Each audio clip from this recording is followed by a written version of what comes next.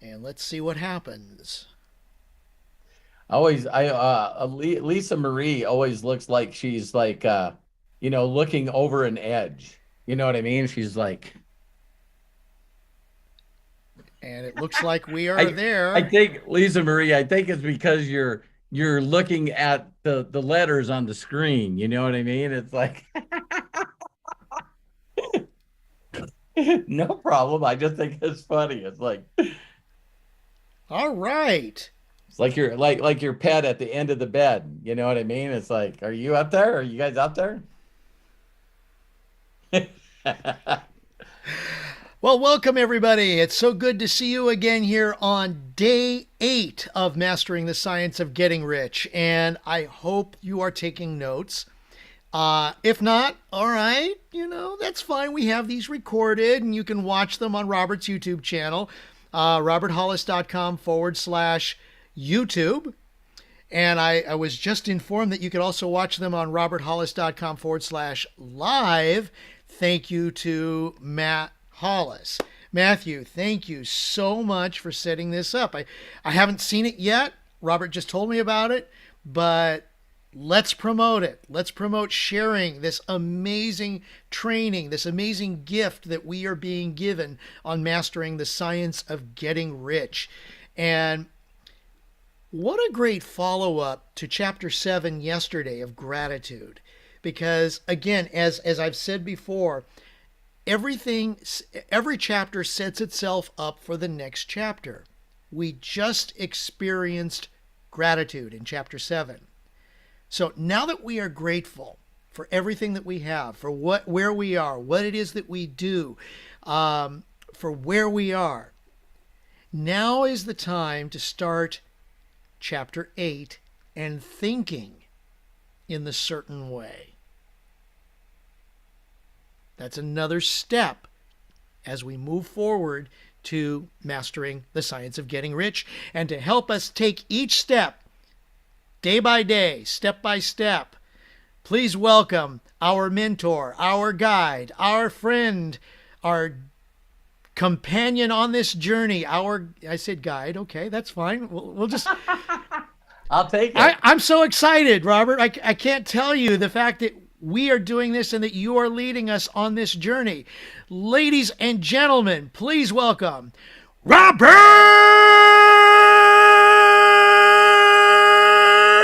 Hollis.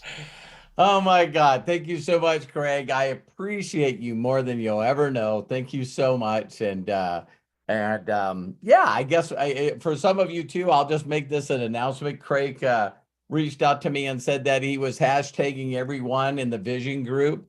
And there was some people that said, stop doing that. So, hey, if you don't like it, why don't you leave? It's like people crack me up, man. It's like, hey, I don't want to be disturbed by people. Then crawl in a hole or something. It's nuts. Well, hey, I'm gonna get right into this chapter because boys, the amount of messages that I'm getting is just overwhelming. Totally. No, it's not.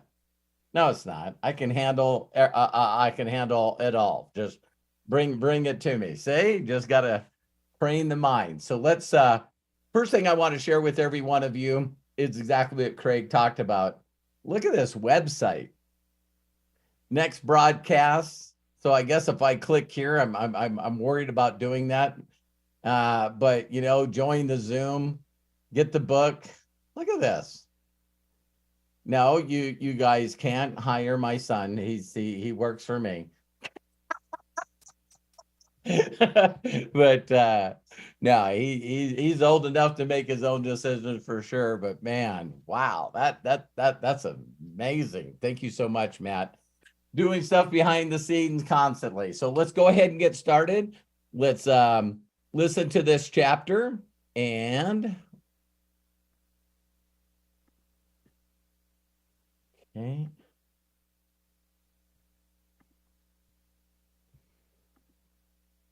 Chapter 8, Thinking in the Certain Way. Turn back to chapter 6 and read again the story of the man who formed a mental image of his house, and you will get a fair idea of the initial step toward getting rich. You must form a clear and definite mental picture of what you want. You cannot transmit an idea unless you have it yourself.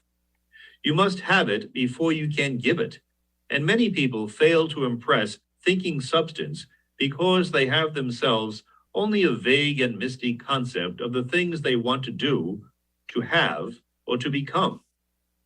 It is not enough that you should have a general desire for wealth to do good with. Everybody has that desire. It is not enough that you should have a wish to travel, see things, live more, etc. Everybody has those desires also. If you were going to send a wireless message to a friend, you would not send the letters of the alphabet in their order and let him construct the message for himself. Nor would you take words at random from the dictionary. You would send a coherent sentence, one which meant something. When you try to impress your wants upon substance, remember that it must be done by a coherent statement. You must know what you want and be definite. You can never get rich or start the creative power into action by sending out unformed longings and vague desires. Go over your desires just as the man I have described went over his house. See just what you want and get a clear mental picture of it as you wish it to look when you get it. That clear mental picture you must have continually in mind, as the sailor has in mind the port toward which he is sailing the ship. You must keep your face toward it all the time. You must no more lose sight of it than the steersman loses sight of the compass. It is not necessary to take exercises in concentration, nor to set apart special times for prayer and affirmation, nor to go into the silence, nor to do occult stunts of any kind. These things are well enough, but all you need is to know what you want and to want it badly enough so that it will stay in your thoughts. Spend as much of your leisure time as you can in contemplating your picture, but no one needs to take exercises to concentrate his mind on a thing which he really wants. It is the things you do not really care about which require effort to fix your attention upon them. And unless you really want to get rich, so that the desire is strong enough to hold your thoughts directed to the purpose, as the magnetic pole holds the needle of the compass, it will hardly be worthwhile for you to try and carry out the instructions given in this book. The methods herein set forth are for people whose desire for riches is strong enough to overcome mental laziness and the love of ease and make them work.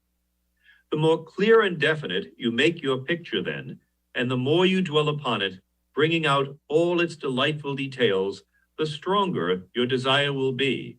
And the stronger your desire, the easier it will be to hold your mind fixed upon the picture of what you want.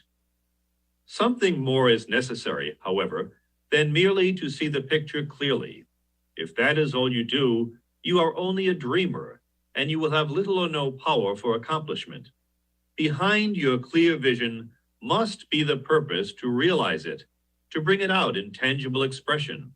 And behind this purpose must be an invincible and unwavering faith that the thing is already yours, that it is at hand, and you have only to take possession of it. Live in the new house mentally until it takes form around you physically. In the mental realm, enter at once into full enjoyment of the things you want.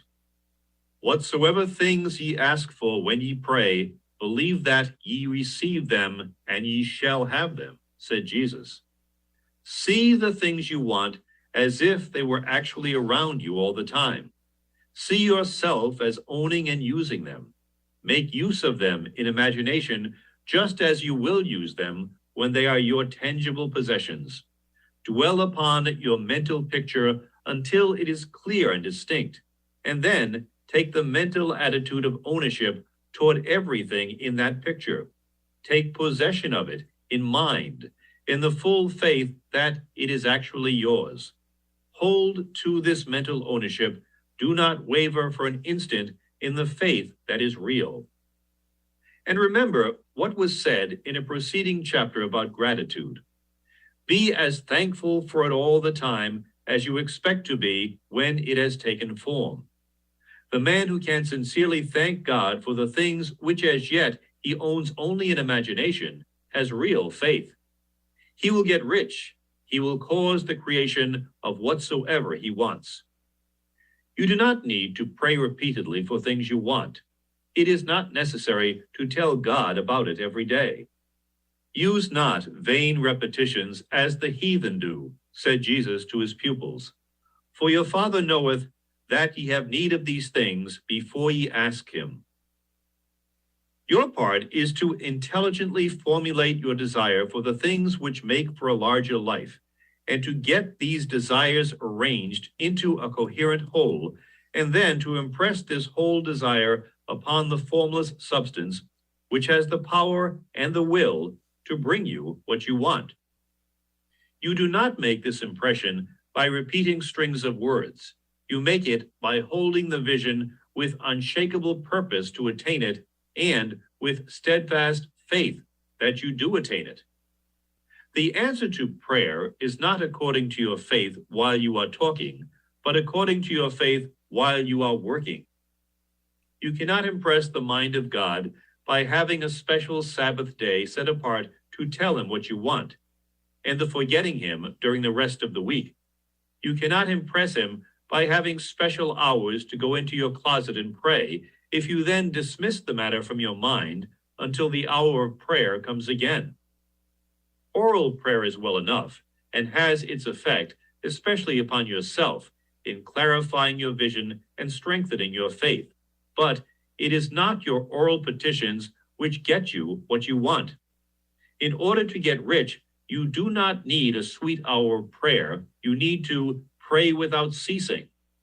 And by prayer, I mean holding steadily to your vision with the purpose to cause its creation into solid form and the faith that you are doing so.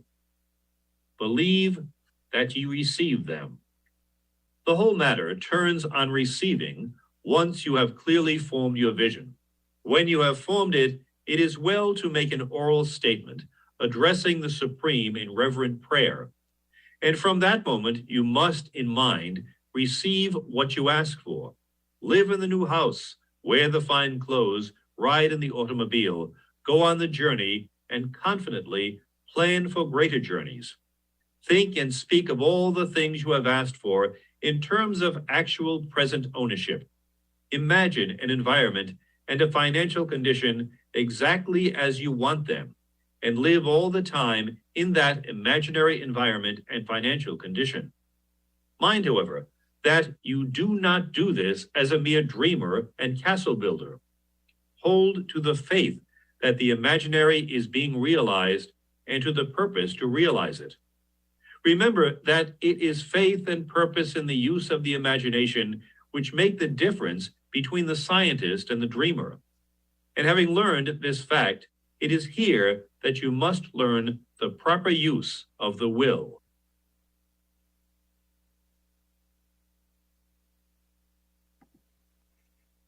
Nice chapter. So, how many people really know what they want? It's like I don't know how many times it's said in this chapter about the clarity of what you want, being precise and clarity. And you guys know vision, vision inspires success in others. Now, there's so many people that are wishy-washy about what they want that it's very difficult to say, well, I'd like to be happy. If you notice that it's very vague there, you know what I mean? Well, I want to make money. Okay, send me your PayPal or your Venmo and I'll send you $1. Now that should have there. I took care of that. I sent you some money. It's like, so in this whole concept, it's like not only knowing what you want, but knowing what you want to have and what you want to be.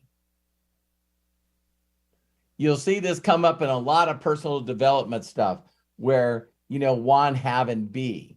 And a lot of people realize that once you become something, it sort of causes this magic to happen where you're constantly focusing. This is also the chapter, believe it or not, that people believe was missing out of The Secret, the movie. Because if you notice with The Secret of the movie, it's very, very good at teaching you how to dream and how to sort of imagine what your life could be. But you'll know, here it is. You'll know how certain and clear your vision and want is when it bothers you all day, every day. Wrong word. It excites you, doesn't bother you. Every day you're excited, you get up, you're excited. If you're not excited each and every day to reach out and build a connection with people that you don't know, you have not clearly defined. You have not clearly defined your want. Are you hearing me? So if reaching out to people that you don't know seems like a chore, it's not clear. If you don't know what to say when you're reaching out, it's not clear. Because a vision pulls you.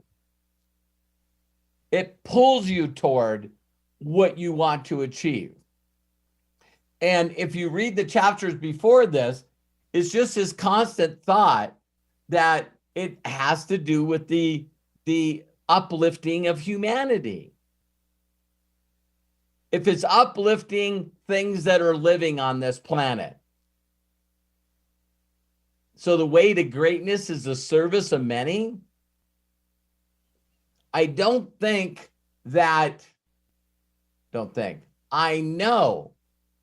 that getting someone involved in a business or getting them to buy things is not a service. If you give the gift of the science of getting rich to people in the right way, the ones that will read it will come back to you and ask you what you're doing. So this just happens to be the vehicle that works really good for me because I believe it. I found a mentor. He told me what to do. I did exactly what he told me to do. And I got incredible results from it. So when someone says to me, what is a way that you can help other people? Is if your mind's not right, I think I seen Eric on here. Eric Markman sent me a message. And when you are constantly saying this question, am I connecting properly? Am I doing it in the right way? Am I saying and doing the right stuff? If you find yourself second guessing and overthinking it, you do not have a clear vision of what you want in your life. Because when you have your perfect day and the clarity of what you want to have happen in your life, the how disappears. Let me say that again. When you're constantly looking and trying to figure out how this is going to happen and what your participation needs to be in that every day. See, when people don't have a clear definition of what they want when they say, how many people do I have to go through? How many hours do I have to do this? You know, what's the percentage?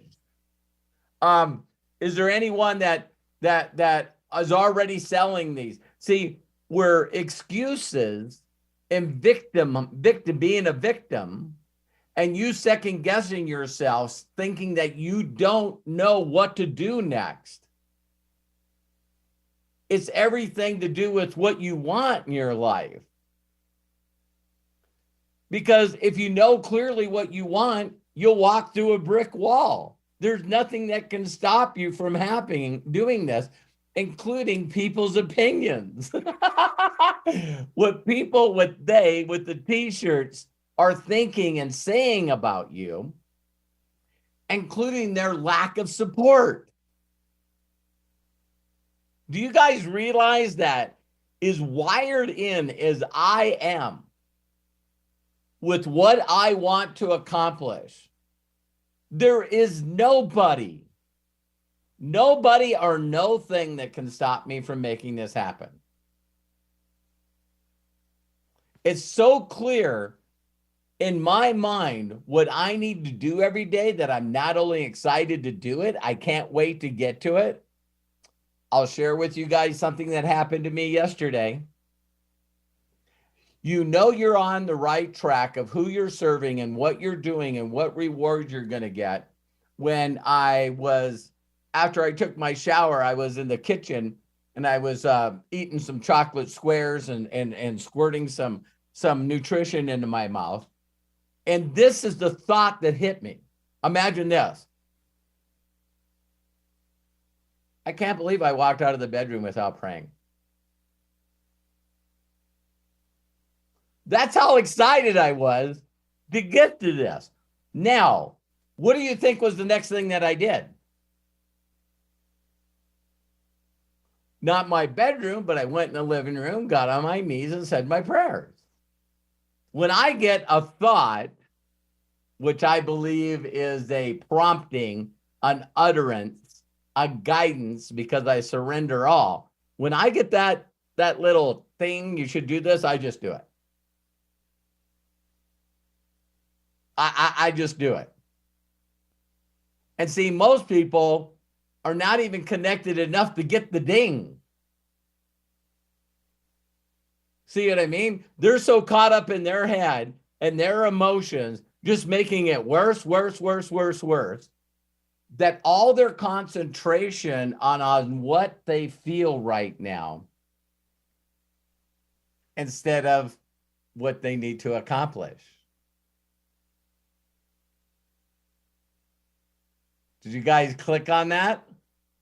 So I wrote this, and I'll need help from Matt and Dr. Dana to make it more clear and concise. But I wrote this. What is a certain way? Basically knowing that you are creating your own experiences through your thoughts and the actions that grow out of those thoughts. So we must not only think, but we must act on the experiences that we're daydreaming about. I guess that should have been ing.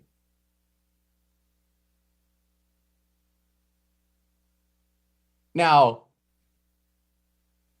that's layman terminology, so, maybe Matt and Dr. Dana can clean it up, make it more precise with less words. Jim Rowan it. I would call it Jim Rowan it. See, my phrase to that, you guys already know what my phrase is to that. You'll move forward when you're looking forward to something. If you feel good because you're looking forward to something, you'll move forward. It's really that, going back to the feel good. So people are always asking in this industry, very quickly, they confuse a certain way with the book with what I call the certain way. All right? My certain way of connecting with people all day, every day, is to give them the gift of the science of getting rich. It is my sorting tool. right? So for some of you that know my training and marketing, it's, you find the people at the right time in the right place in their lives. So it could be as direct as, do you want to make a lot of money? Or do you want to make extra money? It could be that direct. But me, if I say to somebody, Jerome, hey, I just wanted to reach out and connect with you. I see that we've been connected, but we really haven't communicated.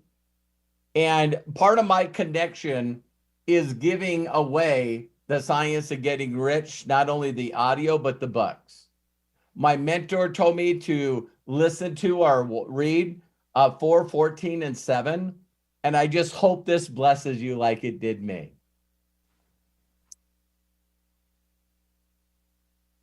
So whether it's the title or whether they read it or not, aren't they pretty much pre-sorting themselves? But then what I'm doing is doing what I'm supposed to be doing, sowing seeds.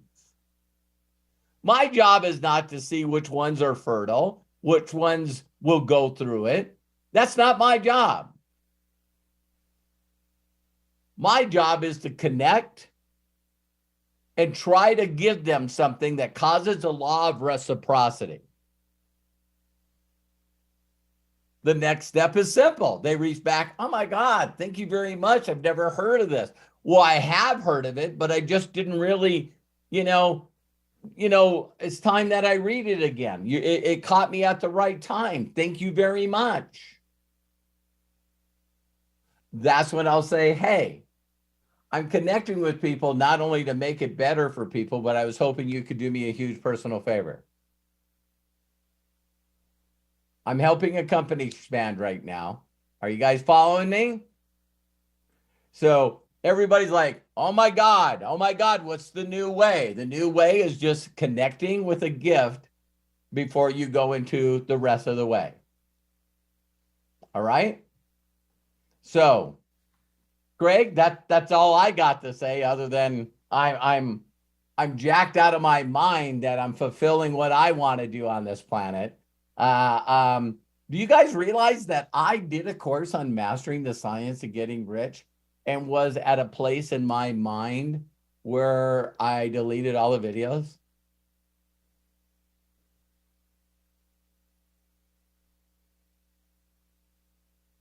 Should I beat myself up for doing that? Or are you guys glad that I'm recreating them instead of just telling you to go back and watch the ones that I did a long time ago? Huh? See? How fast we can get good thinking into bad thinking. That was my video I did today on my Facebook Live. It's like, every one of you got to stop pretending that you can't stop a negative state. It is a choice. You get reward out of it. Every time you start whining and complaining and being the victim, people listen to you.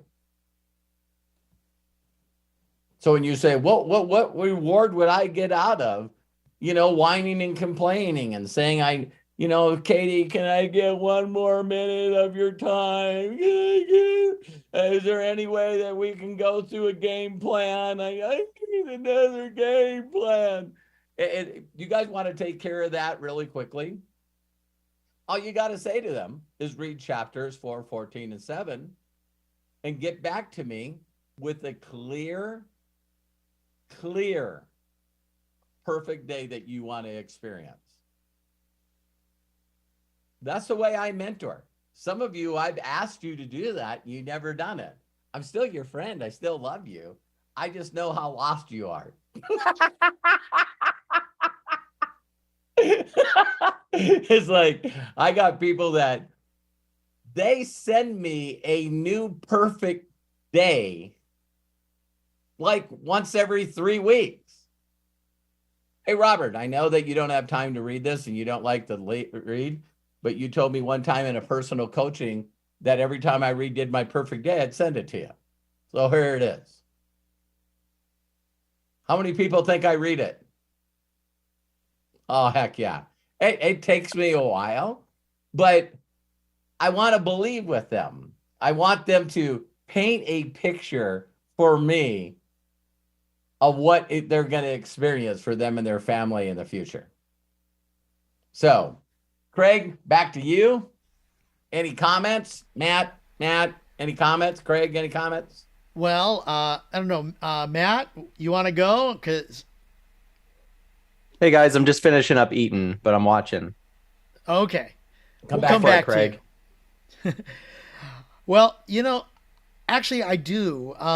What was amazing is when I was going through this chapter is um, you need to tell, first of all, you need to tell the universe what it is that you want. And it's said specifically, you've always said when we visualize, Robert, that we visualize not just having it, but what is the feeling that we're getting? What is around us at that time?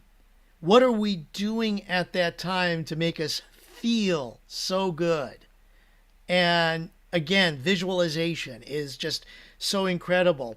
And I like also, your little, I think it's anagram, focus, follow one course until success.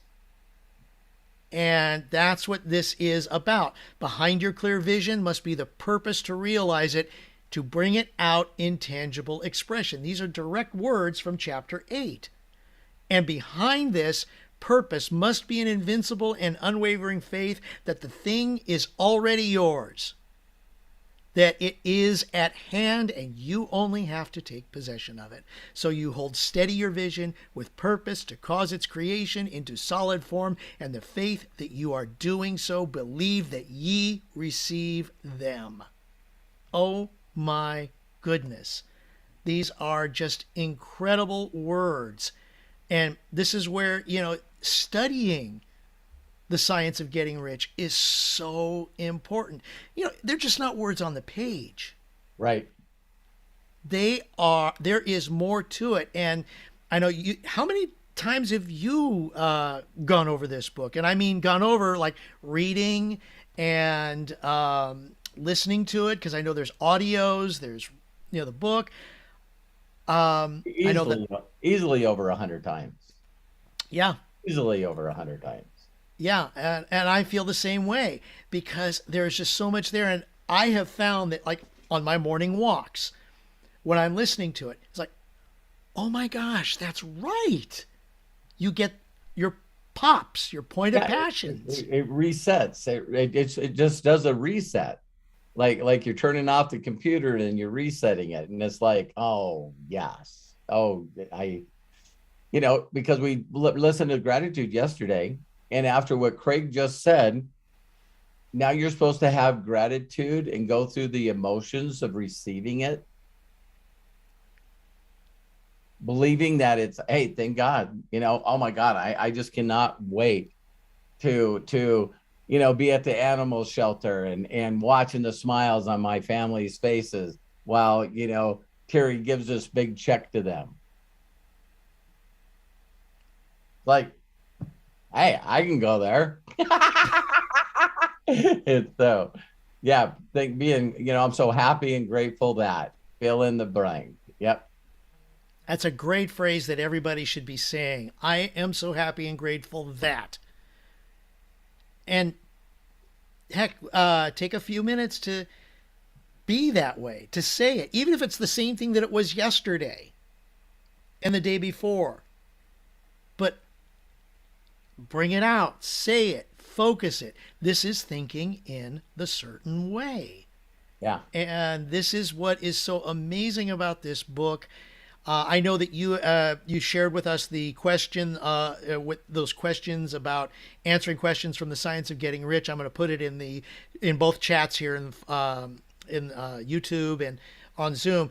But with that visualization, with this purpose, with this thinking in the certain way, one of the questions it asks, are you working with faith and purpose? Are you? Yeah, when people ask me how you doing, you guys know what the next statement is. I have people that leave me message. Hey, I was going to ask you how you're doing, but I already know that you're blessed and favored and some kind of stuff like that. It's like, I was like, wow, you know what I mean? It's like, why not be a participant in your own daydreaming? So anytime that you guys catch me, I'm probably in another part of my life doing something great. And think about it. In school, I used to get in trouble for it. Robert can't focus. He seems like he's always daydreaming. He's always talking about stuff that's going to happen in the future. There's something messed up with this kid. He can't concentrate. He can't focus. It says right in this chapter. I wouldn't do that concentrating stuff. I wouldn't do that, statement after statement after statement always being the same. I wouldn't do that stuff. There's other people that teach that. Just get repetitive in exactly what you say each and every day, all day. And it says, listen, doing that without feeling is sort of like a waste of time. You know what I mean? So, Craig, again, back to you. Well, thank you very much. And before I see hands are raised. Bill, Lisa Marie, Dana, anybody who wants to raise their hand, go ahead and share. There's a button at the bottom. It's reactions.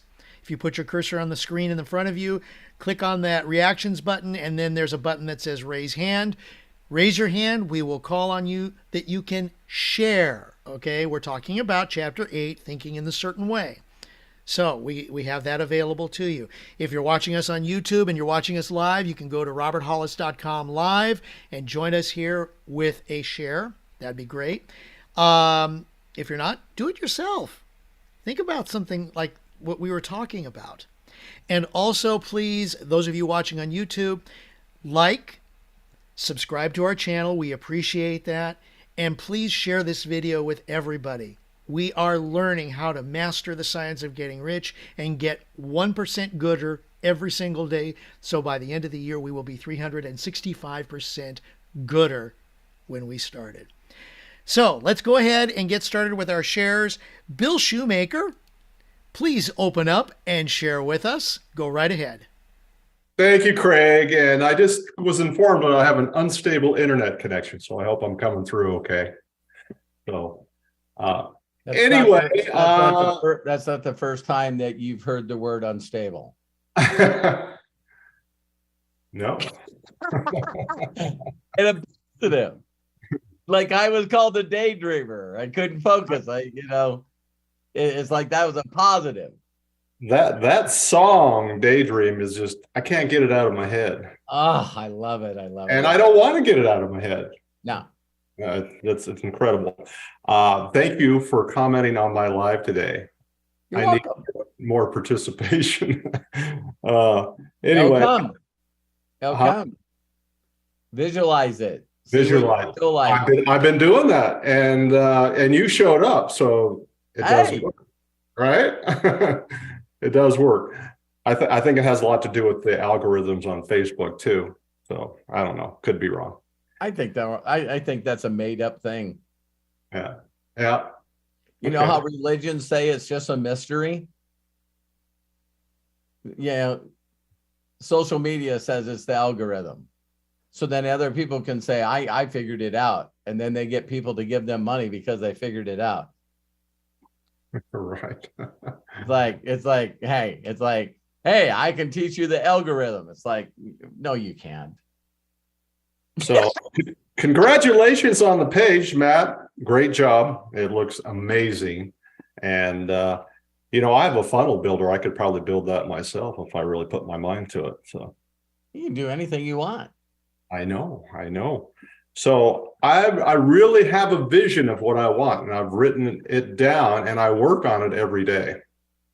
Good. And there's just like a calm within myself, knowing what's going to happen. It's just, this is the whole thing. I just want to thank you so much, Robert, for going through the whole thing, the way you feel about it and the certain way, the way, you know, to go, just to pick your brain is just incredible. I mean, well, thank you, Bill. And you brought up something, you know, designing your perfect day. I always tell people, well, I finished my perfect day. Really? Go through it again and add more emotional things to it. How's the temperature feel? How's the breeze feel? How the sunlight feel? What do you smell? What do you smell? What do you hear? What do you see? Yeah, it just, if you make it more descriptive, then what you're doing is you're making it crystal clear. And the thing, like we talked about a couple of chapters ago, Dana brought up, I tell people you want clarity, but you got to allow the powers to be, the universe, whatever you want to call it.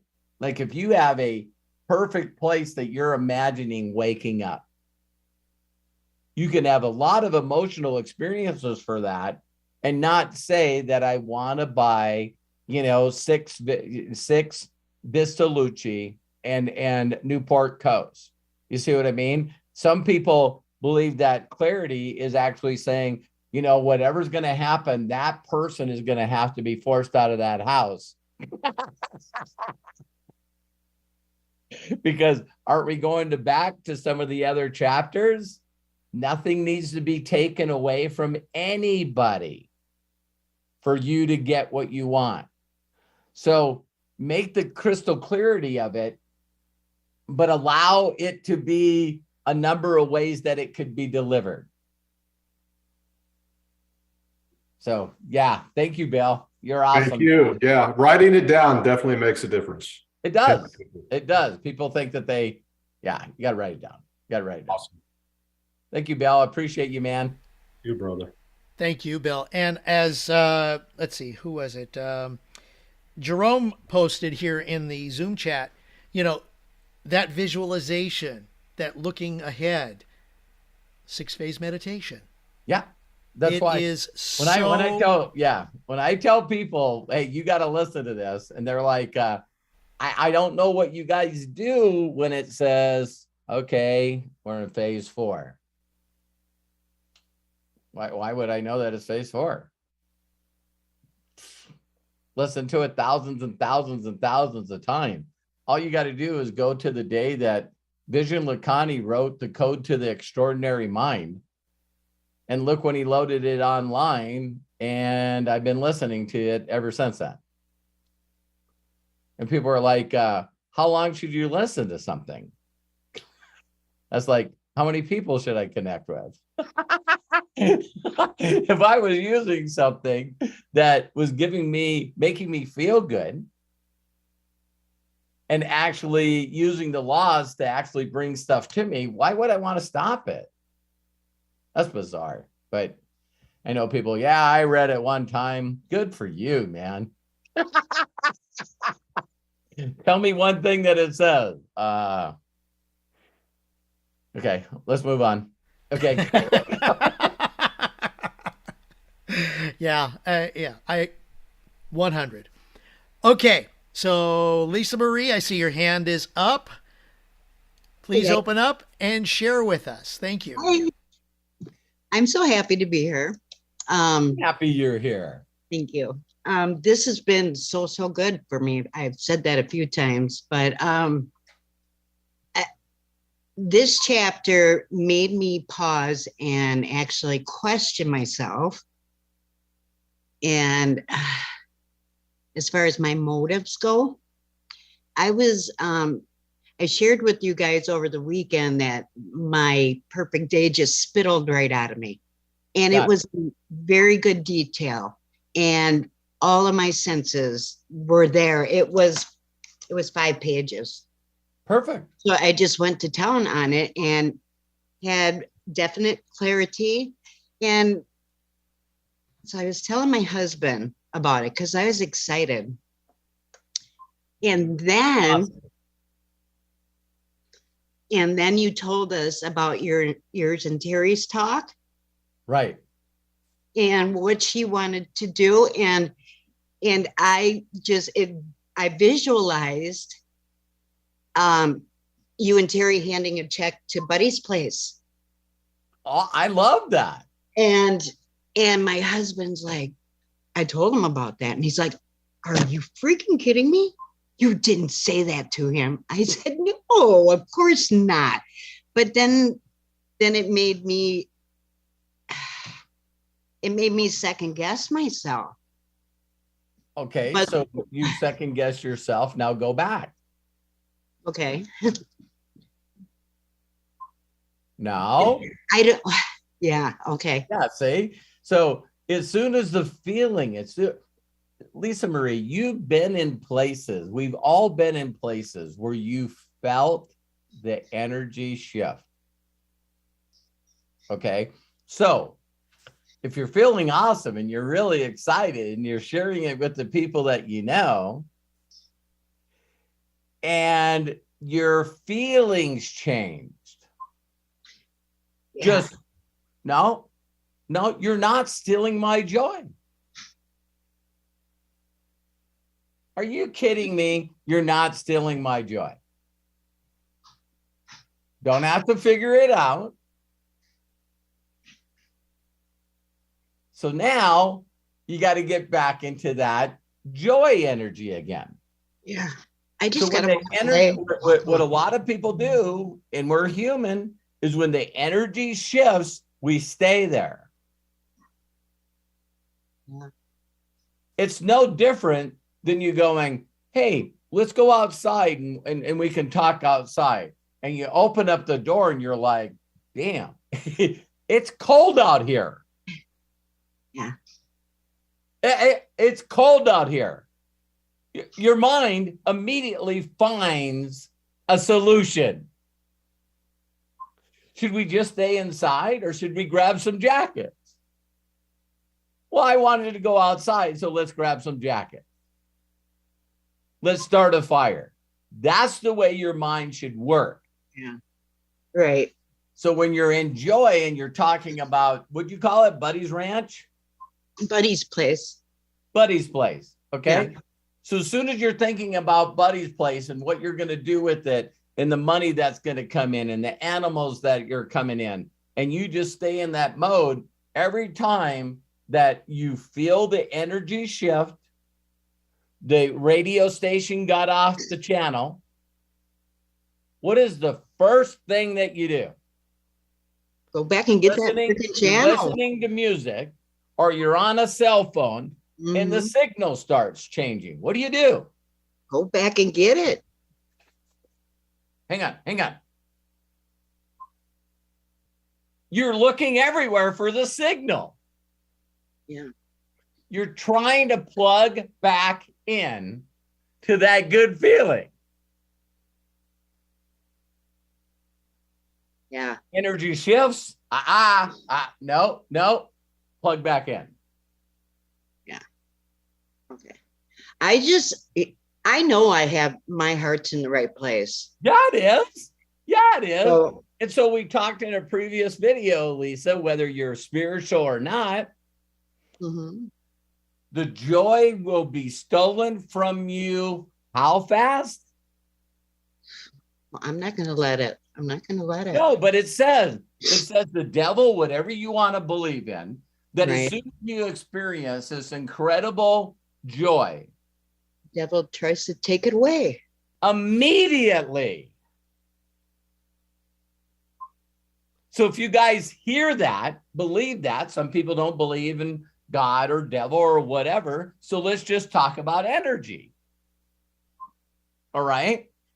Sometimes you're driving, and when you're driving, the weather changes or the wind picks up, or you notice that you're going too fast, or you're just driving along, and your husband goes, police officer. Does your energy change? Oh, yeah. Police officer, and you look, and what do? Everything in your body changes. Oh my God, You're looking at looking at it, and then you're looking in your mirrors. You know what I mean? You get this icky feeling. And why do you get that icky feeling? I don't know. Maybe watching the television, seeing that people can get pulled over, get paid, charged for a ticket. Oh my God, is our registration insurance up? You know what I mean? I don't want multiple tickets. Did I get is the sticker on the license plate? The crap that goes through our mind in a split second, right? Yeah, it does. And then it starts to subside a little bit. I've even told people, isn't it crazy if you do get a ticket, if any one of you experience that, you're going, that didn't feel good. That's going to cost me on insurance. I got to explain this to people that I love, why the insurance went up. I don't like any of this. That was stupid. That was stupid. There's no even reason to speed. Right. I just wasn't paying attention. I'm going to pay attention. How long does that last? Depending on the person, all of a sudden, 60, 68. Yeah, I think they got a buffer in there, don't they? Yeah, but I heard it was like 7. I think you can go 72. 72. And then all of a sudden, it's not the buffer anymore. It's like, game on. We're going to get there 3 minutes earlier. I always tell people all the time that when you're speeding, it's like, you do know that your goal was to get there.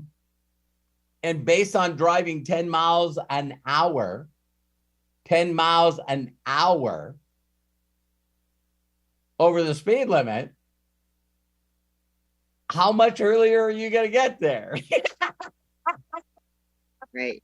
It ain't like, worth it. Hey, some people want to live on the edge. You know what I mean? So it's like, yeah, Lisa Marie, what happened to you is not anything wrong with you. You are human. Yeah. Human.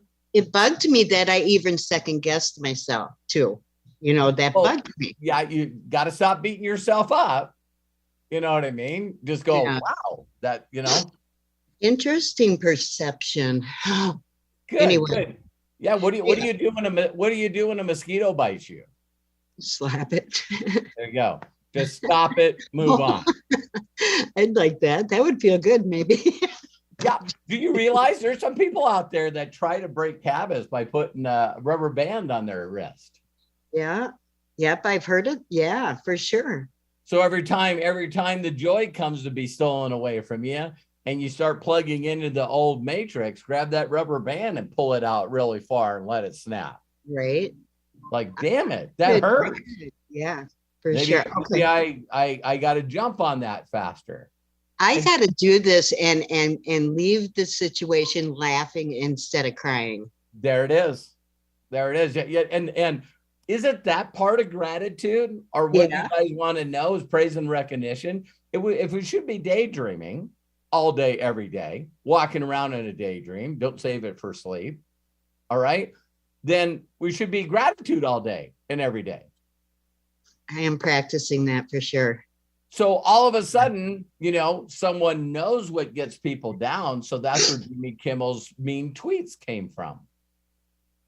All right, so I'm just, in this great space and joy, and then all of a sudden someone sends me a comment and says, hey, listen here, you lying fat con man. You know what I mean?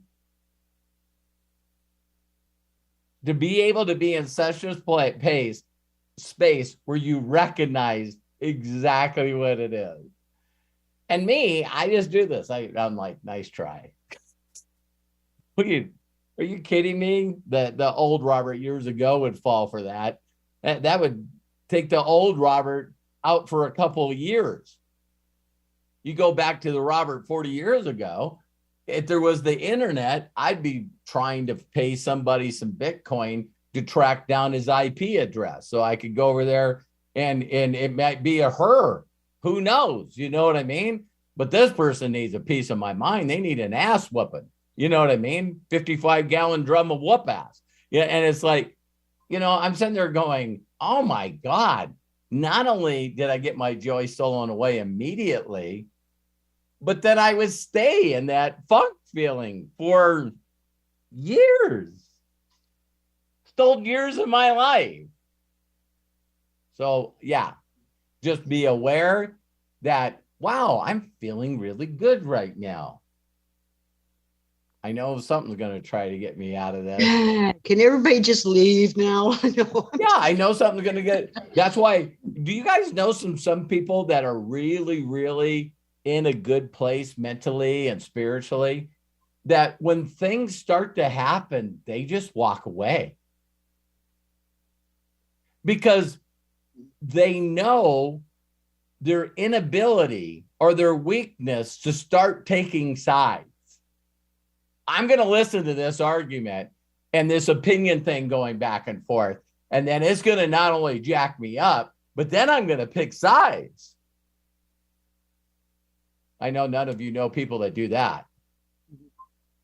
And then there's another part of you, the bad superhero comes out of you. I see this come out of Kai all the time. It's like, these people need to be taken care of. These people need to be banned from communicating with people. And I said, Kai, they were put on the planet to test your armor. You got a kink in your armor. They keep finding the same damn crap.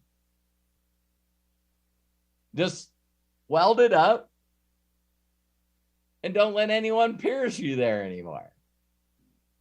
Right. I will say one other thing.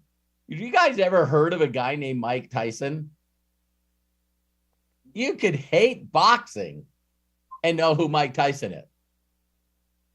Most destructive heavyweight ever. Until he wasn't. And as soon as he started allowing emotional things to take his joy away, now could some of it be legit? I mean, having your father figure and the person that coached you to be the youngest world champion and they die, that could be a shock to the system. It definitely could. But it didn't have to get him in a spiral where he ended up in prison and spent $300 million after taxes. He made $300 million net. And when you talk to him today and ask him what happened, hung around the wrong people, listened to the wrong people. My fault. Let the wrong people into my inner circle. Right. Because when you're sitting around and someone sort of disrespects you, whatever the hell that word is, right? We all got our own definition. So then all of a sudden someone disrespects you and you sort of go like, what an idiot. And then you look over at your friend said, did you see what that guy just did to you?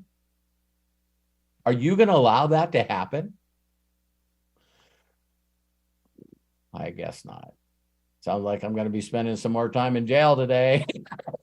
It's like you become around people that want to encourage your bad behavior. It's true. Yeah. And so, yeah, you can hang around a whole group of people that say being unplugged from the matrix, you know what I mean? It's like, hey, it's like, hey, everybody feels this way. Everybody thinks that dude shouldn't be president. Don't you guys think it's really, really sad that we're in a time where I can say everybody knows that person shouldn't be president? And your mind goes, which one? Your mind goes, which one? Yeah.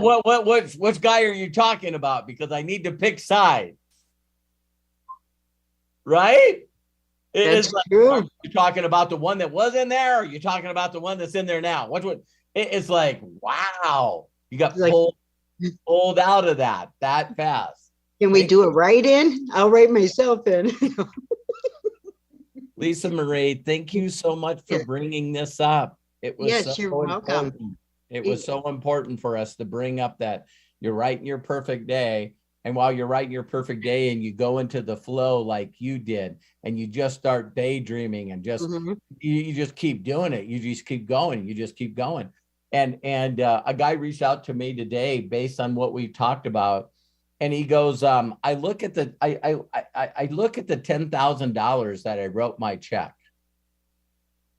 And he goes, I look at it and it doesn't make me feel anything. I said, it's too small. Maybe your analytical brain is going, $10,000 in my account or $10,000 a year. I've already done that. See where you could just put just a number and you look up at it and go, it doesn't cause any excitement if you're right. Perfect, Lisa Marie. Yeah, that's if cool. you guys know how to talk to people, you guys will notice now that you're getting tapped into this, that when you ask people questions and they give you an answer, you do sort of like a therapist. Oh, and Lisa Marie, how does that make you feel? Yeah. Because if they don't feel good, we need to figure out how to stop doing that. We got to find another paradigm. We got to find another pattern shift. You guys, when I hear people in it, you know, that's when you'll see me go off on somebody. Bill was just my last guy. But Bill will never forget that day, and he knows that I loved him, and I love him more today. If I'm not jumping on you, I don't like you. You're bothering me. Oh, But I'm glad I've got my meetings. If I reach out to you after the Zoom, you affected my heart. You changed the way I felt. And I want to make sure that we both feel the same way. So if there's something that's misunderstood, or if there's something that didn't feel right, then my goal is not to go, that's their problem. No, my goal is to get on and say, hey, Lisa Marie, this is Robert. I love you and I appreciate you so much. I think you're so awesome. And I don't know what's going on with you right now, but I just want you to know that I'm praying for you and I'm sending you energy. And if there's anything I can do for you, let me know. And you did do that. You did do that to me. That was awesome. Guided. Totally guided. I didn't know what was going on. Right. But everyone knows you can't have emotions and feelings over a Zoom. Everybody knows that. You read me just, I couldn't believe it because I never did that day. And she didn't even talk that day. She didn't talk that day. And I reached out to her and she said, I'm really sorry. I just wanted to be on there, but I lost a close friend of mine. Every one of you have the same instincts that I have. I'll say that again. Every one of you have the same gifts and instincts that I have. You got to be willing to believe that they're there. And you got to be open and practice it. You just got to follow. So people want me, hey, you know, what exactly do you say to a stranger? I guarantee I'll say something different than you'll say to them. Mm-hmm. Because I got a little delay between my head, my heart and my mouth. And when you surrender all and you trust your instincts, there's a lot of times that I want to say something, I don't. That's pretty powerful. That's all I do. I do like this. I go. It's like, I got this. And I thought maybe I could add some stuff to it. No, I got this. I'll let you know when I need you. You are awesome. You're amazing. Wish I was there to give you a big hug. I know, right? That was a huge breakthrough. Lisa Marie, just one more thing. I need you to imagine that you laugh it off. Yeah. Every time. Right. And Right. that you got whatever powers to be are working 24 hours a day and trying to pull you out of your joy. Mhm. You know, I look at it that way, and it's going to be much easier. Yeah. Yeah. I'll make a You've joke already out of it. you already imagined, you already visualized where everything is going to be at Buddy's place, right? I did. So Yeah. when that joy starts to be taken away, walk out in the yard and go, this is where this is going. This Yeah. is where this is going. And your spirit will just go straight up again. I know. This morning I wanted to go out into the barn and start building. There you go. I Yeah. would tell you honestly, slate some time for that. Yeah. Just sure. take a little bit of time every day and just move some dirt around, build something, do something. It will drive your husband insane. I love it. Because if he's any man, I don't know him well, but if he's any man, it's like she's freaking out there. I can hear the hammer. It's like, God dang it. Don't you guys wonder? It's like people always say, well, how do you motivate people? You motivate people by going into action on your dreams. Yeah. I'm going to do Because the that. people that dream are going, Give me Why that you- saw in that Lisa tape Marie, measure. Lisa I can Marie, do it. Lisa Marie, why are you putting on a jacket? Why? Well, I'm going outside. To what? Well, I got some things that need to be done. For the love of God. For the love of God. What? What, do you don't- live in my you corner don't, or you what? don't have to, honey, you don't have to come out. Right? You can sit here. And he's like, whatever. Yeah. No, it's like, give me the tape measure and the saw. I can freaking do it. Hey, let me show you how to do this right, Lisa Right. Marie. I'm gonna kick this into high gear. I'm telling you guys, that gave me chills. That's how you move people. You don't spend time in their pity party. You don't spend time with their excusitis and their victimitis. You go, listen, let's go through a theoretical example on how quick we can get you a payday. And let's think about some people that we can attract. And because you probably couldn't do it on your own, but you got me working with you now. So I'm going to teach you how to plug into, the certain way, and we're going to go make it happen. Yeah. Amen. Yay. Give it Lisa Marie a hand. Hercules. That was, Hercules. I almost forgot. Just one more quick question. Yes. Reading the 3 chapters, 4, 14, and 7, in that order every night, which I have been doing. And then with the rest of the book, do I go back to chapter 1 and Now here's something that someone brought up to me. Where did anybody hear this? If I said this, I don't remember saying this. That once you ask someone to read chapter 4, 14, and 7 in those order, that they need to continue to do it every day. I do. I look forward to it. See, the reason I tell people to read those chapters in those orders is not only did my mentor do that to me, but I think that will put them in the mentality to read the rest of the book. So should they read the rest of the book or just those 3 chapters? I don't know. If someone was asking me honestly what I thought they should do, I would say resonate. This will be the opposite of what everybody else says. You guys ready for this? Resonate on what chapter, resonate on what paragraph, resonate on what part of the book makes you feel the best. Because we're taught throughout the world that we need to find out where our weakness is and work on our weakness.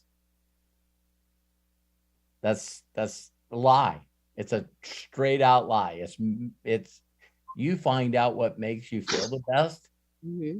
And by you doing the things that make you feel the best each and every day, will make you above average. It'll make you extraordinary. And when you become extraordinary, people will give you money for it. The second that you become extraordinary, you now become valuable. You now have something that a majority of the people on the planet don't have. They don't get to walk out the door and pet a mini horse. They would love to. And why is it that you see people on the ground having conversations with little goats and they have millions of views? Yeah. I see one today, and it's like this little goat walks up and she goes, ah, and the little goat, ah, you know, whatever she was doing. And look at the people's faces. You're like, yeah, I've seen those. Those are great. Those are funny. Yeah, for sure. Yeah, I'll have the best of everything here. I mean, yeah, that's awesome. Thank you, Robert. Now it's crazy. Just a few videos, and I think everybody went, oh, I feel sorry for Lisa Marie. To, oh my God, I wish I could be Lisa Marie. That's a hell of a transformation. Yeah, I'm proud of you. Thank you. It's like, well, you stay, as you stay in this, Lisa Marie, you're going to have people on this panel and people that watch this video years from now reaching out to you, asking you how to do it. I'll send them to you. What? No, they'll say, whatever happened to Buddy's Place? Oh, go to Buddy's Place extravaganza.com, you know, whatever it ends up being, you know what I mean? And check out our Facebook page, follow us on Twitter, you know. She rocked it out. How many people think that there should be like an animal rescue place or an animal sanctuary everywhere? You know what I mean? It's like, come on. It's like people love animals because they're unjudgmental and they're unconditional love. They're amazing. Yeah. Just like you. Yes. Thanks, Robert. I love you. Yes. Thank you so much. You bet. Lisa Marie, thank you so much. All right, let's go ahead and move on. I see that John Tier has his hand raised. Dana also. Dana, coming up. And so let's go ahead. John, unmute yourself and please share with us. Hello. I'm sorry, John. I got to interrupt you. Okay. How many of you, I just don't want to go by the place on how Lisa Marie made Robert Hollis feel. Thank you, Lisa Marie. Thank you. So everybody give it up to her. I was like, I'm looking forward to talking to John and getting his input, but I was like, oh, I got to leave that place that Lisa Marie just made me sick. So you got the power, Lisa Marie. You got the power to make other people feel that way, and they'll move mountains for you. Okay? Get addicted to that. Get addicted to that feeling. Okay, John, sorry. Well, you know, it's interesting you should say that. I actually got my question answered during that little session. Oh, wow. Yeah. My thing about it was he talked about not using strings of words, and yet we're always writing stuff down. And it's like, wait a minute, isn't that kind of contrary to what's supposed to be going on here? Yeah. And so, but like you just said, it's not writing the words down, but it's actually going into the action. And when you're going into the action, that just, it nullifies everything. It actually, it reminded me of an experience I did on a zip line. And I was with a friend of mine, and she went up and she went off, and I was like, really? That looks kind of high to me. You know? So I said, I got to do this.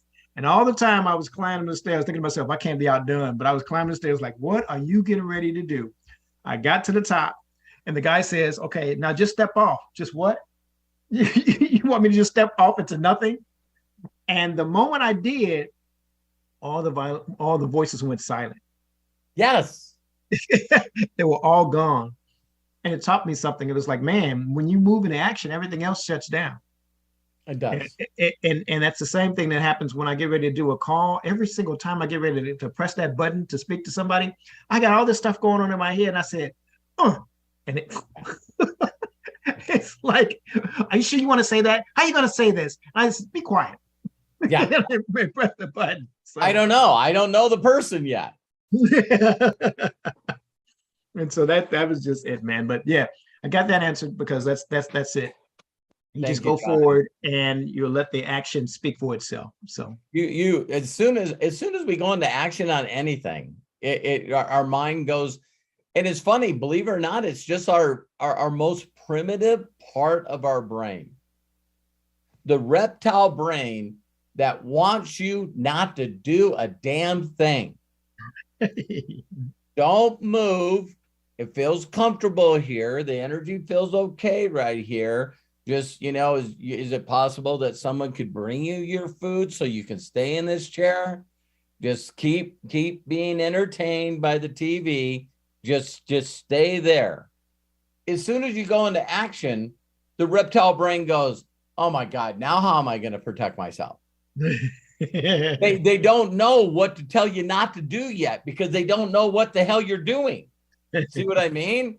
Yeah. It's like, God, it looks like he's going to go over to this place he's never been before and he's going to talk to someone he doesn't know. It's like, I can't analyze this right now. He's getting in the car. Oh my God. You know what I mean? It's like, and that's why those little thoughts come out of nowhere. Mm-hmm. It's like, oh my God, what if a tire came off a car and bounced over the median and went through the windshield and killed me? It's like, get out of here. Get out of here. You know what I mean? But people go, get out of here. They need to say it with their mouth. Mm-hmm. You got to actually just push it away. Yeah. Peace, be still. Yeah. Thank you, John. I always love your comments. Thank you very much. Thank you. Yeah, and with that said, Craig, I know you shared this.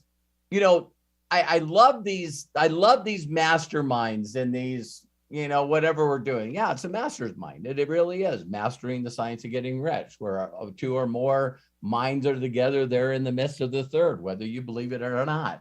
It's there. All right. So with that said, not only do I like to stay on topic the best we can, you know what I mean? But Craig brought up that, if you have had a breakthrough, from some of the other things, Craig said that Danielle wants to share a breakthrough that she went through. And how many people would be open to hearing that during the conversations? Yeah. So it's not only questions, because I don't know if you guys realize this, but, I'm listening to the chapters, especially today, and I'm going, honestly, I really got nothing.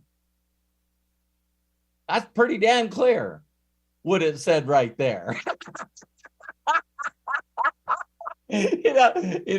Some people like Jim Rowan are very, very, very particular about their words, the rewrite. I think this book was written on purpose to be very short and straight to the point, that even if you read it out loud, it's less than 10 minutes. You guys getting my point? So I think there's a lot of stuff that's stripped out of it that in other books, or even why Robert Hollis, if he writes a book, it's bigger because there's stories in there. You got to tell stories. It's not so precise. So go to you, Craig. Okay, it's up. Danielle, do you want to go ahead and share now, and then we'll wrap up with Dana if you'd like to. I'm going to go ahead and unmute. Please turn on your camera and share with us. Hold on. There we go. There you are. Go ahead and share, please. All right. So Sunday after we got off, I was sitting there. I was like, everyone's having these breakthroughs of, John with the hospital, Corgi with the hospital, and then the animal rescue. And so I was like, man, nothing is really hitting me. And so I got off. I did some cleaning. I was getting ready to shower, and I'm in this this group for people that are in their 20s to 30s that have lost a parent. And somebody started a community chat of like, hey, where's everyone from? You have the option to kind of like opt in. And so I decided to opt in, and I was just kind of sitting there watching like all the conversations and stuff, and people being like, oh, I lost my parent this way. And then watching people reply to that comment and being like, hey, you know, I lost my parents in a similar way. If you ever want to talk or have someone to lean on, you know, feel free to reach out to me. And so I was sitting there and I was just kind of watching it. And for me, and I know a lot of people probably go through this, that once everything kind of moves on, you had the service, everyone goes back to living their day-to-day life, that your grief journey, you're on it on your own. And it can be a very lonely experience. Absolutely. And so it just kind of came to me of, it was like a vision, as Robert says, that downloaded. And it kind of, like, I don't have all the details to it. I'm still kind of Don't have to. messing with yeah, I've been messing with it in my head of kind of like a bed and breakfast type thing, but maybe something that can house more people, but do it in a way that could be like a retreat, a grief retreat type thing. Wow. Where people can come and we would have, you know, therapists on site to do grief therapy. And so they could do one-on-one sessions, but also do group sessions to where they can build those connections and, you know, not feel so alone in their journey. And, you know, just be able to have that. That's support beautiful. system. That's beautiful. I believe it or not, of course you believe it. I run into a lot of people when I say stuff about me not having my parents, and they reach out to me. And one of the things about losing a child or losing someone that's so dear to you, you always see, a person to the wildest extremes that just doesn't feel like they can live anymore, so they commit suicide, to being so stuck in their mind that they really are not there for the other people that are in their lives. They lose one child and then the other children feel like they no longer exist. So everyone sort of grieves a different way. And so my goal has always been I know this will be difficult, but tell me some of the things that you loved about him the most. Yeah. And just tell me what kind of experience. And then when they plug into that joy a little bit, I go, so you knowing them a little bit, what do you think they would have loved to achieve? And that's when you see a family going, hey, my child got killed in a school shooting, and it was our only child. So what we did is we started a foundation, and I mean, man, they turn it into a calling like you wouldn't believe. And then you got people that are throwing money at them. And now that you got money throwing at them, now they're on Congress. Now they're at the Senate. Now they're, it's like, all of a sudden, these people turn into, for lack of better words, superheroes for the people that they're grieving. And so, but most people would go, I wouldn't know that. I don't know what that would have been for them. And that's when you get them to dive into their instincts again. Yeah. So it is pretty crazy when I buried everything that immediately my mind went back to the good things that I experienced. How could you possibly have any good experiences in my situation? I found them, but they weren't the lead ones. You know what I mean? The ones that led were always the trauma things on how that made me feel. Mm-hmm. So what a breakthrough. That's all. I'm proud of you. How many people, we're all going to make this happen for you. I love the part that you said, I don't know all the details yet. best place you could be. Because now you, like Dana brought up, you don't have to fill in the ways that you think it should happen. Right? When you start saying, hey, you know what? I'm gonna have this person give me the money, and then they let you down. You see what I mean? It's like you just open up and say, hey, this is what I want to do for others. This would be great for others. I know this is something that I would have loved to have. You know what I mean? And no one can come from that place. So again, I hope you feel this when I say this. I'm so sorry that happened to you. And now it's time to turn it into a positive and help other people with it. I've been definitely working on that over the last year. So I'm proud of you. I'm super proud of you. Thank you for being connected here. Anything else you'd like to add? Nope, that was it. Thank you. If I can help you in any way, you know that if you reach out to me, I'll get back to you right away. So thank you for being on here, and thank you for sharing. Thank you. Right. Love you. Love you too. Danielle, thank you so much. Wow. How powerful is that? Yeah.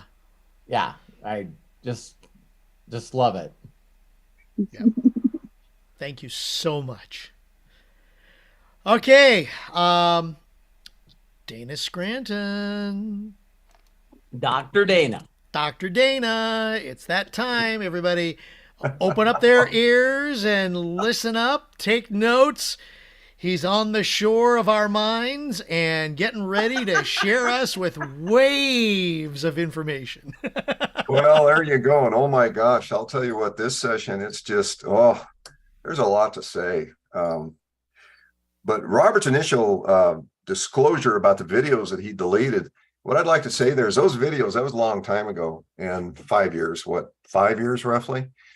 And those videos were really good, but this mastermind and what's happening here is a whole lot better. Not to discount what those videos were, but the way back then, as we went through all your videos that you had put up, I had the Science of Getting Rich, and I went through in my notebook as I read each chapter, and I put Robert, as I went down and I hit certain points, because these were the things that I knew Robert was doing, that I thought there's an example of how this is being applied. And every single chapter in that book has a Robert by it. So the neat thing about this mastermind is we are learning from somebody who actually is applying what's in this book. Now, everybody will apply it differently. The principles are there. The principles are there so you can adapt them to who you are, and more importantly, who you will and must become. Amen. And that's what's cool, is you're getting to see somebody who adapted those words to his life, made them work with his values and beliefs, and you can see what happened. So there's that particular input. And this one's for Lisa Marie. When you have, like Robert said, a purpose pushes you until the vision pulls you. And it's like having the wind at your back. But as soon as you introduce scarcity into your conversation, that means self-doubt, negativity, fear. That's a headwind. You're turning into the wind and you're losing momentum. When that happens, what is it? Well, I'm going to simplify it in my own little way. Robert alluded to this, and I'm going to give it a different spin. It's your ego trying to protect you. You've got that reptilian brain that lives down below. Its purpose is to protect you from the things that it believes will hurt you. How does it know what's going to hurt you? Well, there's the archaic remnants from way back, like saber-toothed tigers and bears and big evil guys with clubs. But then there are the things that are learned and experienced, the negativities, the thing that hurt, the things that frightened you. That ego remembers every single one of those events, and it correlates them in ways that we cannot imagine. So it makes you fearful. It makes you trepidation that you don't want to do something that, oh my God, what if it won't work? What if I talk to that person and they don't like me? Well, you're walking on eggshells. You're walking on eggshells because the ego is trying to protect you. So how can you deal with that? Well, here's a little trick. Be grateful. Thank that little beast that lives down below. Thank them. Encourage them and say it's going to be all right. I got this. Boom. I got this. Come along for the ride. Thank you for protecting me.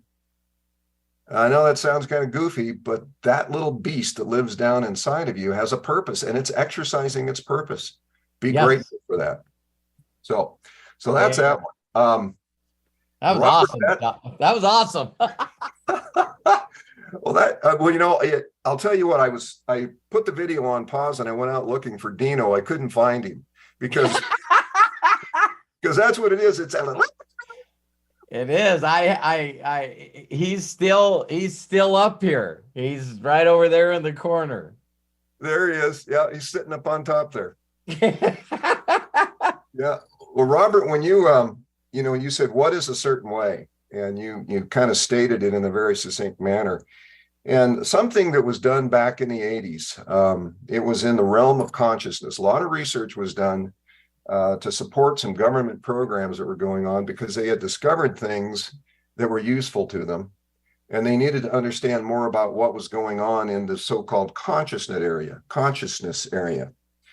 One of the things that came out of that that's invaluable to this particular mastermind is what's called nonverbal communication.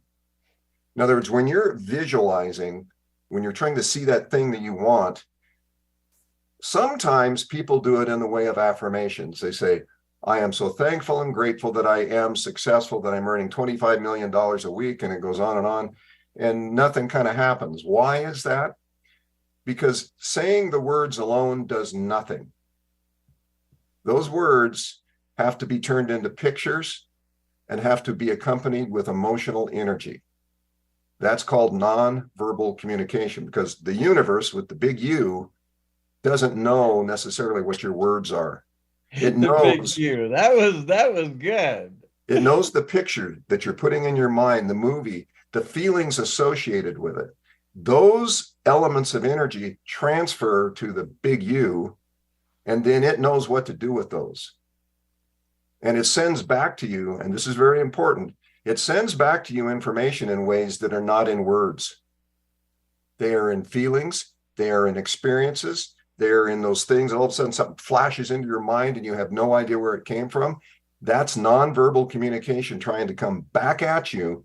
And it means you need to be aware and grateful for those little things every day, because somewhere buried within those little things might just be that message.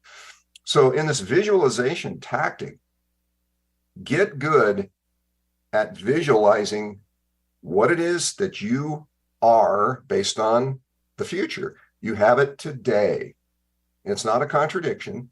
You're merely playing in your mind what it feels like, what it smells like, the touch of having that thing, and what does it feel like to have people receive your purpose? Who is benefiting from what it is you have become? That's your vision.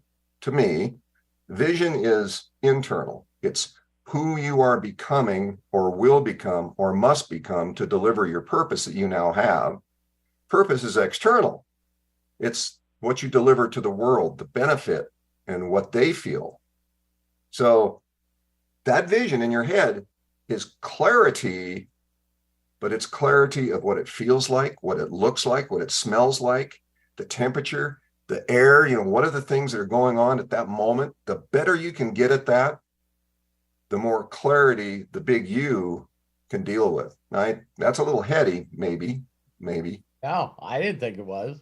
But that's, and how do you get there? Well, I know I kind of struggled with that for a while because being, my background, I wanted to analyze it and take it apart. And that's kind of what I'm doing right now. But I learned that I could take one little thing, like, for example, sitting on a beach, having succeeded at this vision and becoming the purpose, the person that I wanted in that vision, which, by the way, is what drives some people to get started.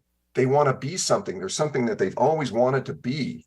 And maybe the purpose isn't there yet, but what happens is thinking in that certain way, they're thinking about that vision of who they want to be, And in order to become that, they just happen to stumble into the purpose of what it is they must deliver to the world to become that person. So some people don't resonate with, what's your purpose? I don't know. I just know I want to be happy. Yeah. Great. Let's be happy. What'll make you happy? Well, and then you just kind of go through that. So that degree of clarity can begin with a simple thing. I'm sitting on the beach and I'm happy. I love it. Well, what got me here? Next step, helping animals. Okay, well, why was that important to me? Because it made me feel good, made these people feel good. I served the world, and then things start cascading into mental pictures that form the movie that is that thing that you deliver to the world. So it's an incremental building, it's stacking. So you don't have to have the whole thing appear in your mind. Don't get confused and wound up about that. You can just start where you are with what you feel and appreciate what you feel, because it's you, it's right, it's cool. Possesses Robert Hollis like cool, and you know, it's me. But you know, so that's those were some of the early things I wanted to share. Then see, I want to jump down to that 414.7, right? So where did that come from? Well, my research led me to Bob Proctor is the one that came up with that 414.7. That's where I heard it. Yeah, that was his mantra, and I did that for a while. And then what I finally got down to doing, which is what Robert alluded to, my current reading assignment, you know, every day is 7, 8, 11, and 14. And in the past, I flipped to different chapters, and it's like you said, it's the ones that mean something to you. Yeah. That's what you do, is you put together your own regimen. You start with 414 and 7, because that's a good place to start. But like today, this thinking in that certain way, this is like huge. This is monstrous. It is. It really is. Yeah, I think that until people get that, you know, when you look at 414 and 7, especially 7, it when you really realize how you're not grateful for a majority of stuff, and all you do is complain and whine and complain and whine and complain. It doesn't. I think that's the tipping point, Dana. The tipping point is when the chapter 7 slaps you in the face, and I think the other two are just like a discipline.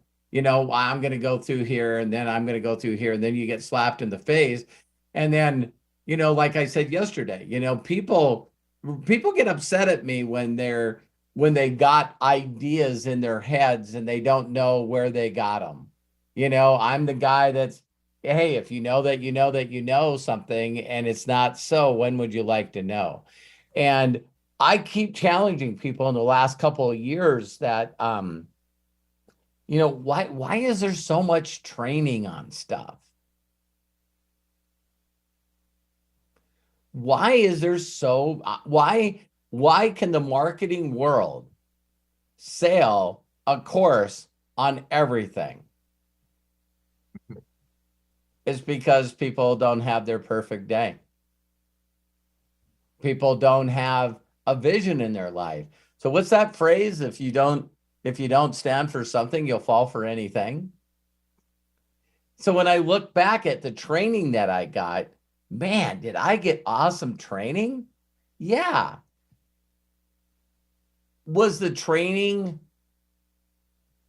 for me? The training was more that when I left my mentor, it got me to believe that everything that I learned had nothing to do with feeling. It only had stuff to do with manipulation. It froze me.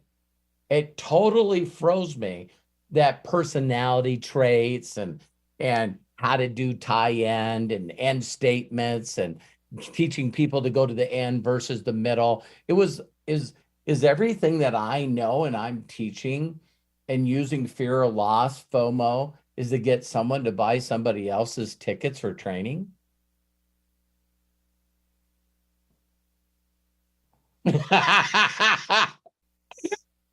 Because when I left and I learned this stuff and I started studying it, I was going, man, if I can get somebody, and I can, people watching this and listening to it, when I can get them to grab onto their vision. See, that's the problem, because if we teach you how to find your vision, your real true vision, you might not need to be a distributor for a company. So that might make you independent. That might get you plugged into the magic.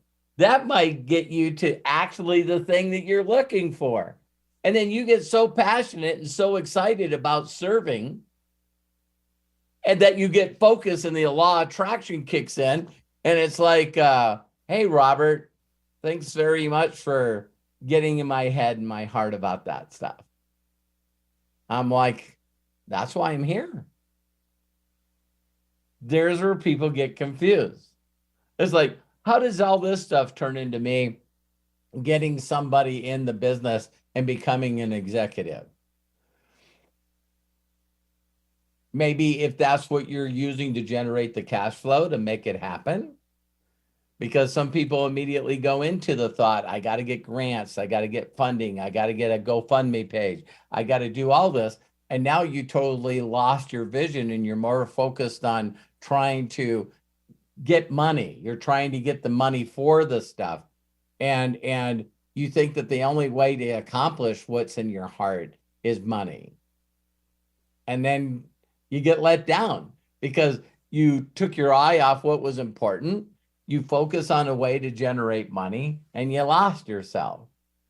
That like Dana said, all of a sudden the wind that was holding the kite up in the air is the same wind that takes it down.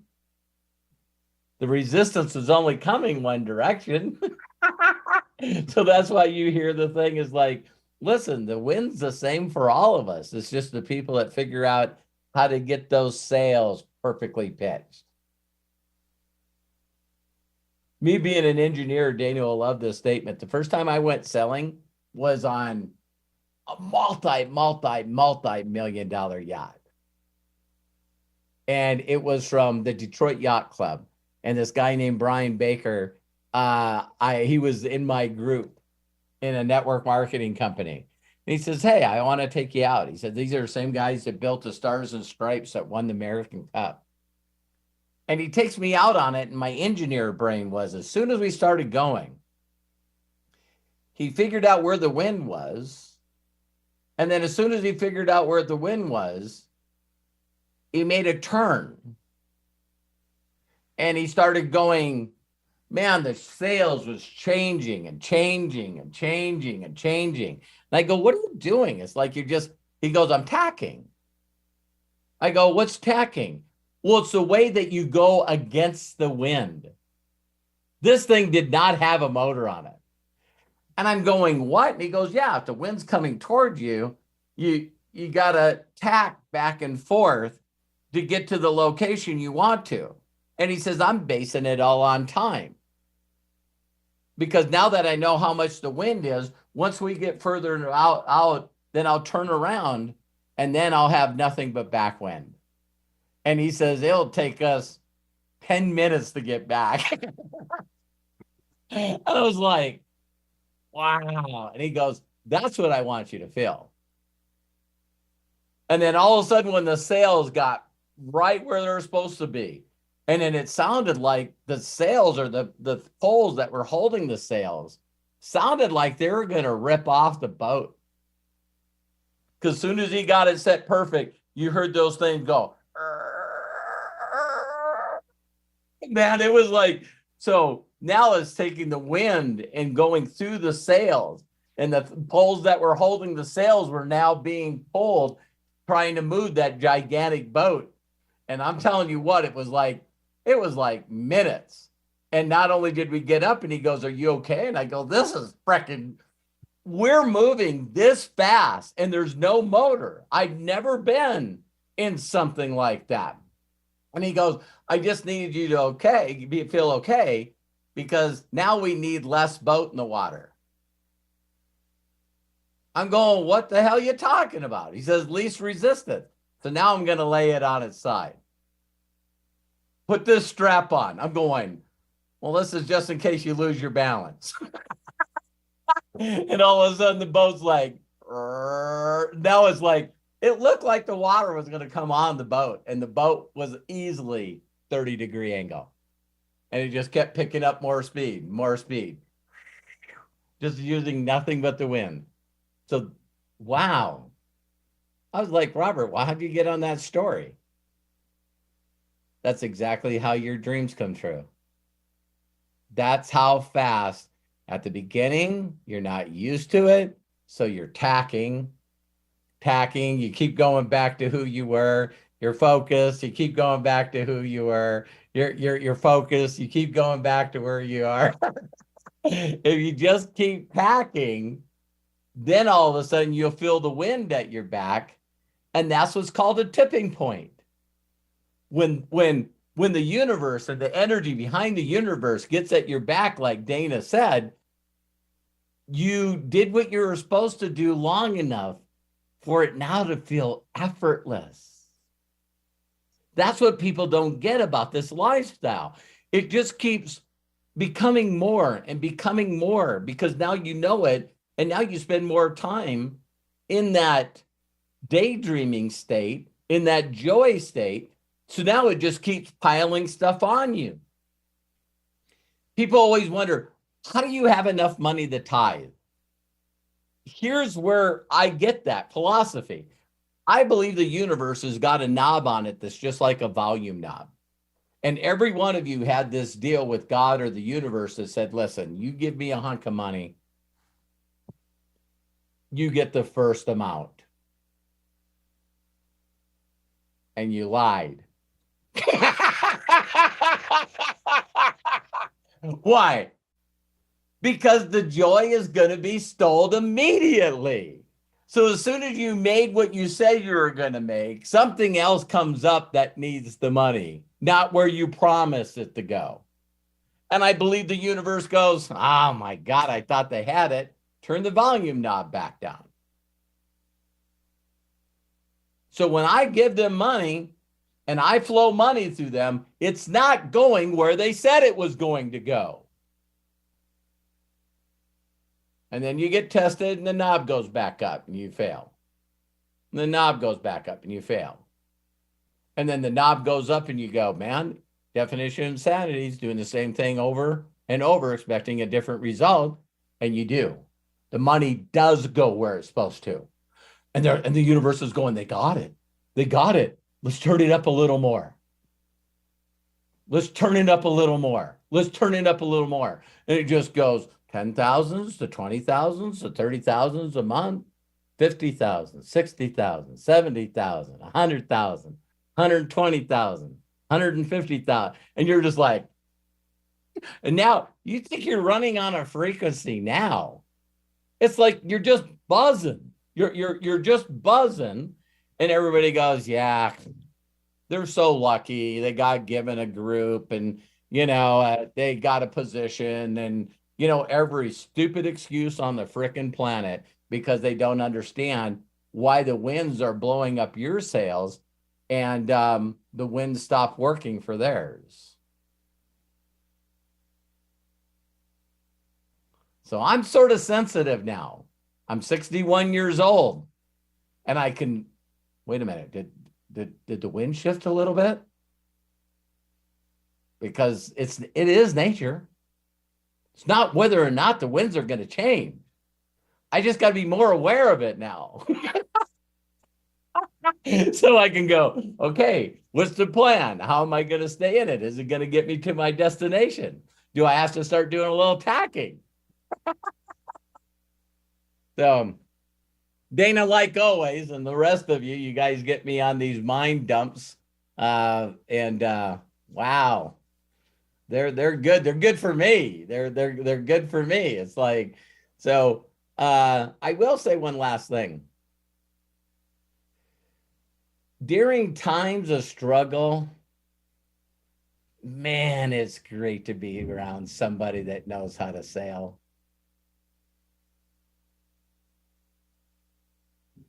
I have no clue how people do it. They start struggling and they just stay in the struggle. They will not reach out for help and find someone that says, how is that person sailing like that? For those of you that have the heart for animals, Danielle, with people with losses, do your due diligence and find out who's got their wind on the money, their sales are full.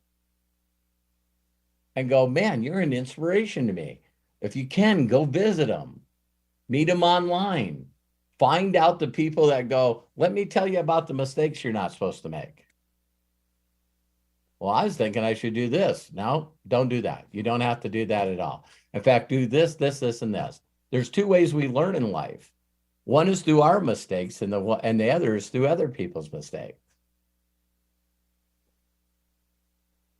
So sometimes the fastest way to our destination is when you don't feel you have a purpose or a calling or a passion. Lock on to someone who does. Lock on to someone who does and goes, man, I'm going to follow this person. I'll go volunteer for them. I'll jump in. I'm going to watch every step that they do. I'm going to figure this out. It's easy to ask help from somebody if you're always there. So in a previous video, when I said, you know, someone's close to your heart that if they needed something, you would drop everything and spend whatever money you need. See, Craig's that person to me.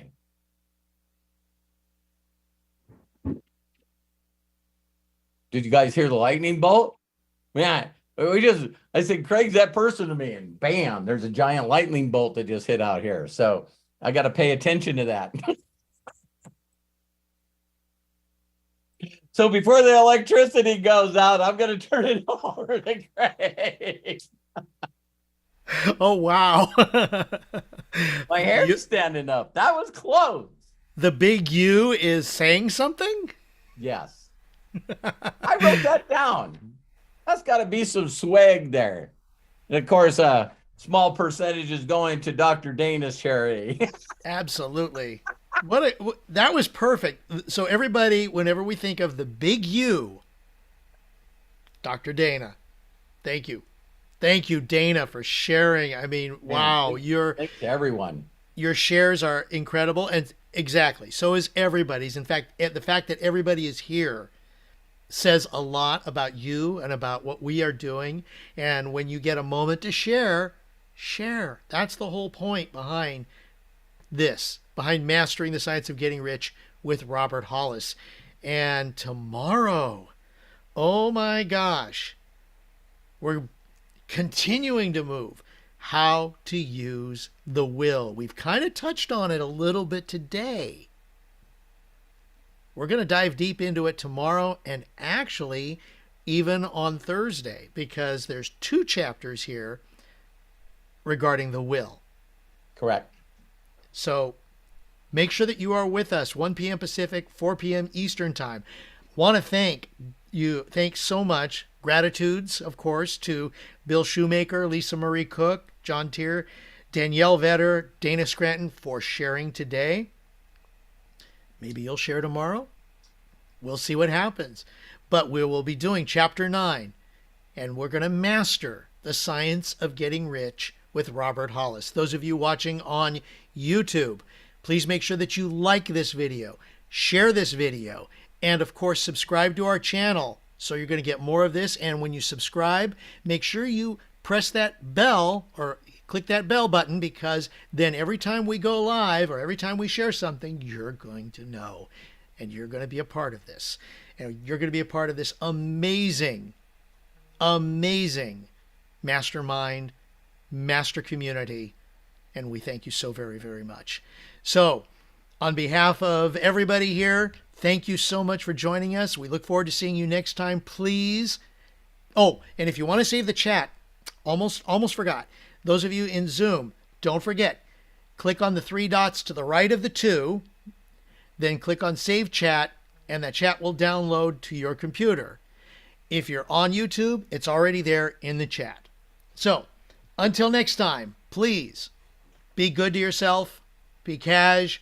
Bye-bye. I'm going to unmute everybody. There we go. Please unmute as we say goodbye. Bye, guys. Bye. Thank you. Bye. Thank you, Thank you, everybody. Dana. Love everybody. You guys. Thanks, Dana. Thanks. Guys. Thanks, Corky. Love you, John, Robert. Karen, Bye-bye. Jerome, Kai, Thank you. Deborah, Thank- Matthew. Matthew, thank you so much for everything that you do. Of course. Daniel, thank you so much, you guys. Thank you, Karen. Thank you, Thank you. Michael. Thank you, Thanks, Craig. Bill. Thanks, Bill. Craig, thank you so much, man. Thank you, James. Thanks, Danielle. See you, Pod. Thank you, Robert. Bye, Been great. Deborah. This was huge. Peace. Carmen.